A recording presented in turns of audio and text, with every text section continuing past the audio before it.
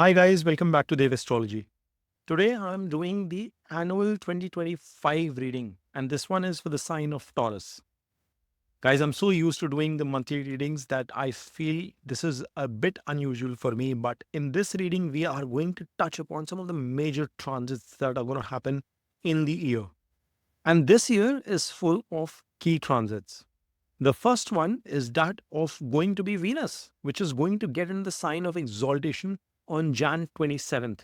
And it is going to remain in that exaltation along with its conjunction with Rahu in the sign of Pisces, which for you guys is going to be happening in the 11th house.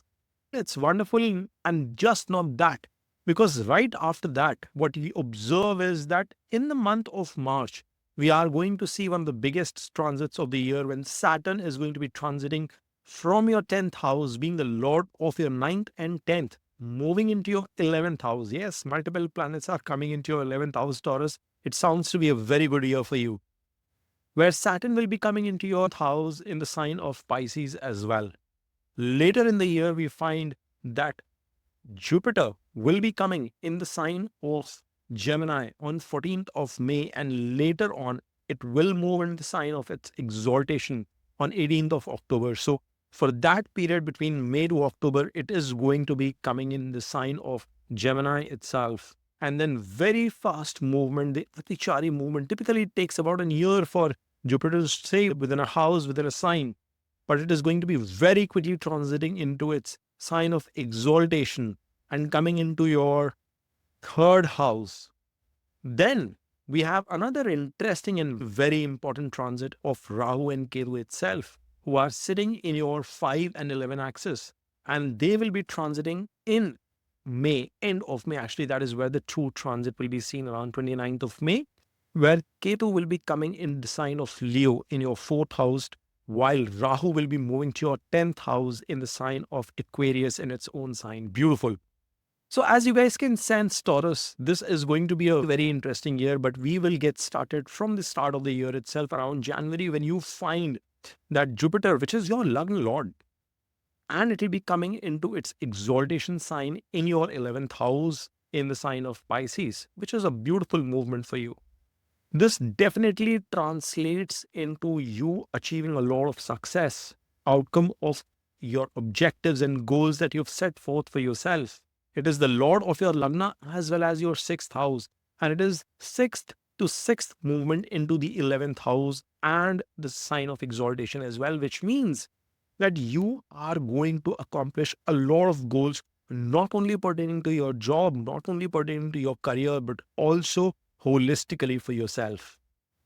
These 110 days, or roughly 3.5, 4 months period, will bring a lot of gains, because this Venus will also be sitting in conjunction with Rahu. So the gains are not going to be small, but they are going to be exorbitantly big in size. It could translate into direct fruition of you getting a promotion at your workplace, success coming in the form of some sort of bonuses or packages, some sort of increased compensation, maybe promotion is if that is what you seek.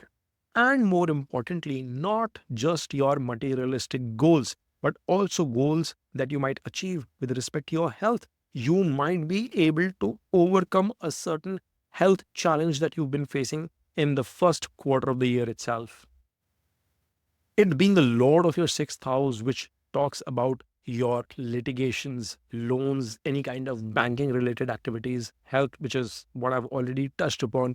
I see you guys, Taurus, actually gaining success in all of those areas. If you've been struggling and battling hard against any of your foes, you are going to find that you will overcome those obstacles, you are going to overcome those challenges, and you are going to gauge gains out of those situations.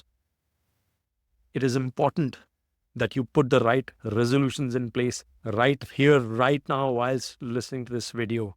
You must promise yourself something big, because your Lord is going to fight for you, and it is going to try its level best to help you achieve those objectives. And I continuously want to emphasize, it is not just professional or monetary gains. It could be anything that you might want to manifest at this point in time. So start manifesting. What you would also notice is that whilst this is happening, Jupiter continues to stay in your Lagna itself. It continues to aspect your 5th, 7th, and 9th house. So things will continue to move in the right direction when it comes to romances with respect to your married life, your partners, business partners specifically, or any kind of alliance that you can think of, any kind of partnership that you can envisage, and your overall luck, your overall fortune. And yes, we will talk about your Lord of Luck, Saturn, which is going to be transiting in March as well. But before we go there, I want to draw your attention that during this period, Venus would also be giving an aspect to your 5th house, which means though it is a debilitated aspect, it will bring in some sort of positive outcome with respect to your investment strategies, with respect to your education, with respect to the romance, which has been or might have been turbulent, whilst this Jupiter has been keeping that in check. Yes, I say so because Ketu is placed in that location. But now, along with the two gurus, both Jupiter and Venus, giving an aspect to that house, I think a lot of positivity will start brewing up for you guys. You will also notice that many people who are in the field of education, you might see some good success coming in your way in the first quarter itself. However, as your 9th and 10th Lord Saturn comes out of its own Rashi and moves into the 11th house, it will be getting into a slightly tricky situation because for a brief period of time, this Saturn will be interfacing Rahu as well.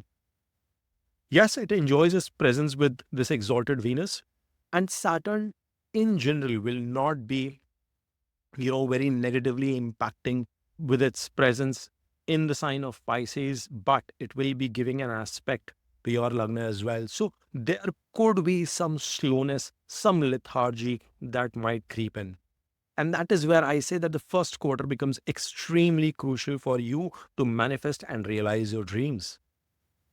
Yes, this Saturn is going to be aspecting your 5th house as well as your 8th house too. So there could be some unexpected challenges that might start coming in your way, some unexpected obstacles that you might encounter once this transit happens. But you have to understand at the same time and the same breath that with this transit and with this conjunction, the 11th house energies for you are going to be exalted. Remember, your 11th Lord, Jupiter himself, is sitting in Lagna. So you already have a lot of wishes and thoughts and gains that you want to plan or you've already planned for. So before I hint for you to manifest all those things, you are already planning and thinking in that direction, my Taurus friends. But now is the period when you will realize that those energies are going to balloon in size. As we progress towards the month of May, you notice that by mid of May, this Jupiter is going to be transiting into your 2nd house itself. Now, it's a powerful Dhan Yoga because your Lord of 11th and 8th is coming into the 2nd house. It's a definitive connection of all money houses coming into action for you guys, Taurus. And I think this is one of the most powerful impact than one can imagine. This is going to be a period where you can realize stupendous gains, Taurus, my friends, and you must double down on your efforts. This Jupiter from your 2nd house will be giving an aspect to your 6th, means profession does become crucial and important, and you will find gains in that direction as well. It will also be aspecting your 10th house, and thereby your daily regimen as well as goal-oriented approach in your karma is going to help you get those outcomes. From a health perspective as well, I see you guys do decently well, apart from a phase which comes in the middle part of the year once Venus is moving into the 12th house. But don't worry because Venus will be giving an aspect to the 6th house itself, and it is its own sign, so you will be taken care of. I do not anticipate any major challenges coming into play when we see specifically health as a concern. You might want to be sharp and clever and shrewd. And I know you will be with that 6th to 6th movement into the 11th house happening for you. But you will be planning with respect to getting closures on certain court cases, any kind of litigations that you've been stuck with. You will find a way to win over your enemies. And you will find a way to get gains and unexpected ones when you had least planned of pushing them down. From your romance perspective as well, things do get brighter in the first half, but as this Jupiter is transiting into its sign of exaltation, which happens into the month of October, from 18th of October onwards, what you would notice is that from its third house, this Jupiter is going to be aspecting your 7th, 9th, and 11th. You see how beautifully your 11th house is getting ignited, Taurus. That means all over the year, you have very strong potential to translate this into a very positive outcome. Your romantic pursuits and relationships that started at the beginning of the year would result into some sort of culmination into marriage or relationships by the end of the year. Because I think any kind of decisions to get married, to work in that direction, should work out positively in the later half or the later last quarter of the year, so to speak. This would also be the period where you could expect some sort of rise in your career. Yes, there will be minor arguments and challenges and tussles that will come in from your superiors, but do not worry, they are going to support you.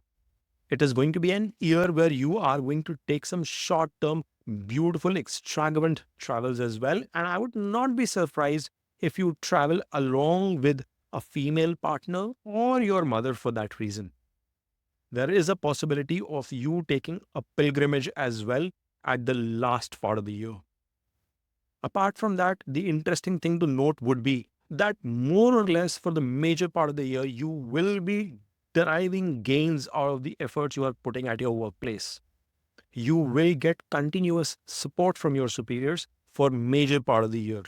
However, any kind of tendency that you develop with respect to lethargy, with respect to dropping your guards down, because it is a very strong possibility with these gains coming into fruition, you might drop your guards, you might drop the ball in terms of putting enough effort. And that is where you'll have to be careful about, Taurus, because that complacency could cost you a bit.